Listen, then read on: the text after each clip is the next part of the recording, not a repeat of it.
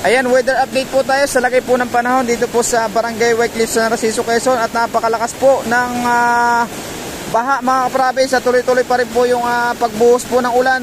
Nagpapasalamat po tayo at wala pong kasamang hangin kasi delikado po pag may kasama pong hangin. At saka yung pong ating mga pananim na palay, delikado po. Ayan o, napakalakas po ng bagsak ng tubig at naapaw na po dito. Nangunguha po pala sila mga kaprovince, mga idol, mga kadiskarte ng andito ng nyug. Ayan o.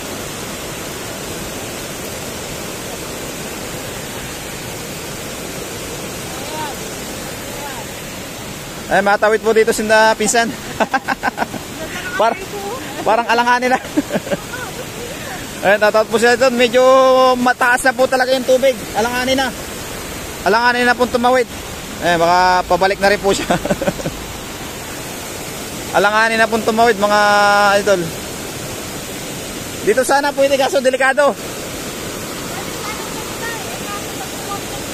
Delikado dyan, delikado. Malakas pa yan, malakas pa. Ay kanina hindi yan apaw oh. Ayan po, napakalakas po, sobrang lakas. Hindi pa apaw yung kulay tinaw na. Mabilis tumaas ang tubig, kanina hindi pa yan. Kanina lang. Ayun, napakalaki po ng purong naanod. Ayan.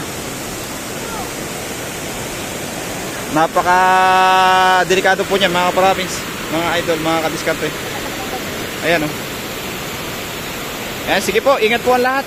Yan po yung lagay ng panahon dito po sa probinsya po ng Quezon, Barangay Whitecliff sa Narciso, Quezon. Tinatanggal po nila yung mga naanod na yabat. At delikado po kasi yan sa sa naharang po kasi yan dyan. Yan po ang para lalo pa po tumaas po yung tubig. Pero napakalakas na po yan. Ang bilis po tumaas. Minuto po nataas ng tubig. Kasi tuloy-tuloy po yung pagbuhos po ng ulan.